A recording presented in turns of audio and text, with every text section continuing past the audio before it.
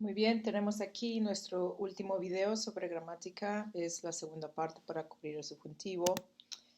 Esto es solamente un pequeño recordatorio sobre el hecho de que el subjuntivo es realmente utilizado para expresar en términos muy generales esa falta de certidumbre, es decir, uncertainty. However, remember that that's a very general use, the very first approach we must have. However, there are very specific contexts or situations in which it will be required to be used. For instance, wishes or expressions that denote wanting something, emotions, desires, doubts. Impersonal, as in impersonal expressions, those that start with ser in the third singular form, es, plus an adjective, for instance, bueno, plus que. Es bueno que estudies, right? The indefinite that we covered in the previous video, such as hay alguna ley que establezca, blah, blah, blah, right? So remember those in which we're wondering whether is something out there, but we're not sure whether it exists or not. Is there any law that establishes that, negatives as well as guesses. All right. So we have already covered all these ones. It's just a little refresher. So let's keep moving forward. The present subjunctive. Remember, we have here a reminder of the conjugations. Prácticamente para los infinitivos de la forma AR, vamos a tener entonces las terminaciones de es, hemos, en, mientras que los infinitivos ER e IR compartirán también un solo grupo, los cuales son AAS, A, amos, an. Ahora, dentro de los infinitivos, recuerden que simple y sencillamente lo que necesitamos hacer es pues quitar la terminación del infinitivo, en este caso AR, para hablar y fomentar, y R para venir y vivir, ¿ok? Ahora, si lo comparamos con el presente indicativo, tendremos hablo, fomento, vengo, vivo, ¿cierto? Para estas formas, la forma del yo. Y en el presente subjuntivo, sin embargo, como pequeño recordatorio tendremos, por ejemplo, nosotros hablemos en vez de hablamos, que la clínica fomente en vez de fomenta, los niños vengan en vez de vienen, y sobre todo y también para recordar el paciente, que el paciente viva en vez de vive. Entonces, como podemos observar aquí, las mismas irregularidades en verbos como venir, ese veng, va a estar reflejado también en el subjuntivo, tanto en el indicativo vengo como el subjuntivo venga.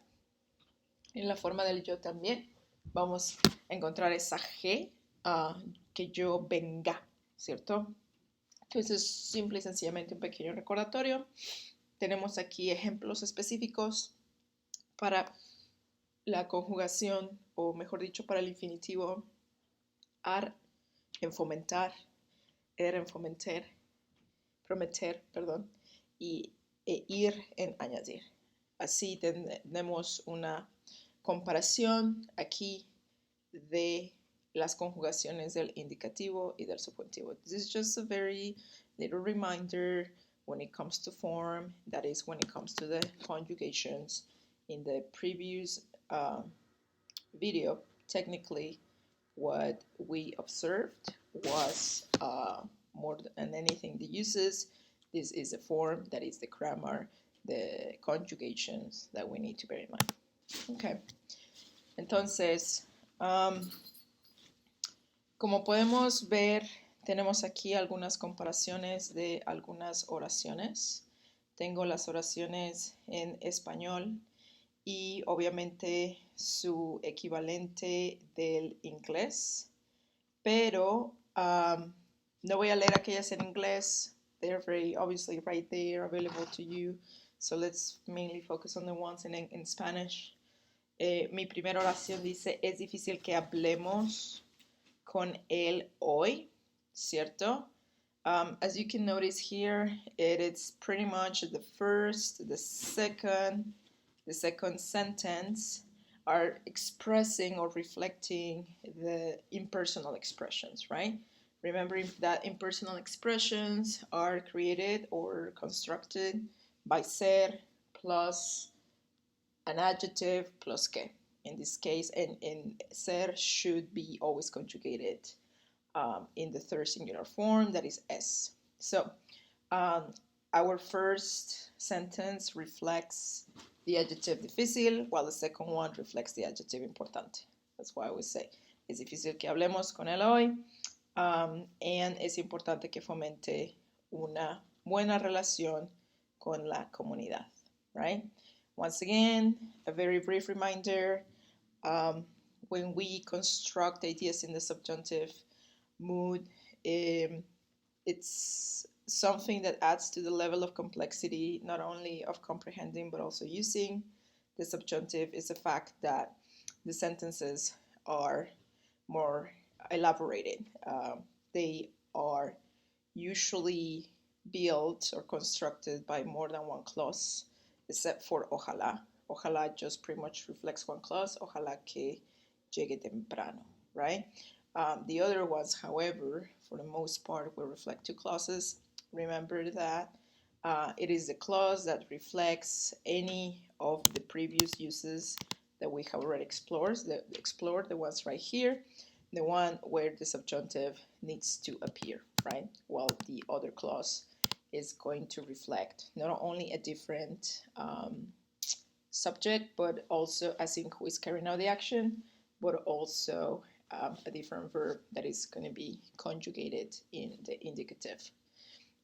In our first two sentences, although they are reflected in personal phrases, that is a phrase that doesn't really have a very specific subject that is carrying out the action, we can still see that the conjugation of ser, es, in this case, corresponds to the indicative mood. In the first sentence, we have, me alegro que los niños vengan a verme. So what I'm identifying is once again two different clauses. The first one is composed by me alegro de que, more in general terms, me alegro, I'm glad, right? And then the second clause is composed by los niños vengan a verme. These two clauses are pretty much put together through que. It is the second clause, the one that is reflecting the subjunctive mood, because I am specifying there what is that makes me happy, right? In this case, what is causing this emotion of happiness is the fact that the children are coming to see me. So therefore, that's why we need to include in this one clause the subjunctive. And then in the first one, we have, of course, once again, reflecting not only a different subject, in this case it is yo, me alegro, right? But also it is in the indicative mood. The fourth sentence obviously reflects doubt. That is very clear because we can see this that the adjective that is in use here is precisely dudoso, doubtful, right? So structurally speaking, the first clause is dudoso, que it is very much still reflecting an impersonal phrase. That's true. However, this impersonal phrase on top of that is also reflecting doubt. That's why in that sense, so to speak, if you want to see it this way, there's a double reason, so to speak, for us to include the subjunctive in the second clause. All right. So I hope that this helps. Es dudoso que viva el paciente. That's very that's an example that is kind of is not a cheerful example, right? But it's the one that they have chosen here for our textbook. So bear that in mind. We can think of other sentences such as es dudoso que haga calor mañana, simply like that, referring to climate, to weather. but I hope that this base that I'm offering here in terms of an explanation helps you. What is important also to bear in mind is that, of course, we can expect noticing stem changes. We also have other spelling changes in the present subjunctive to bear in mind, especially those that change when it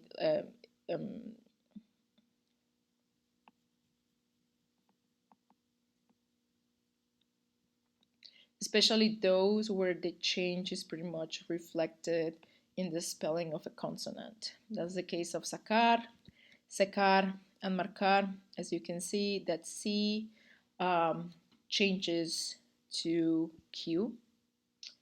We also have tragar, llegar, and pagar. The G is kept, however, the need of including a U right in between that G and the next vowel and the next letter, which is always going to be a vowel, it's important then to that U in between. That's important to bear in mind. And of course, we also have our very irregular verbs. Once again, I think that most of you are already familiar with these changes and with these verbs in particular, but just as a little reminder, those verbs that are really going to reflect more tragic changes, so to speak, are going to be ser, ir, saber, haber, estar, y dar.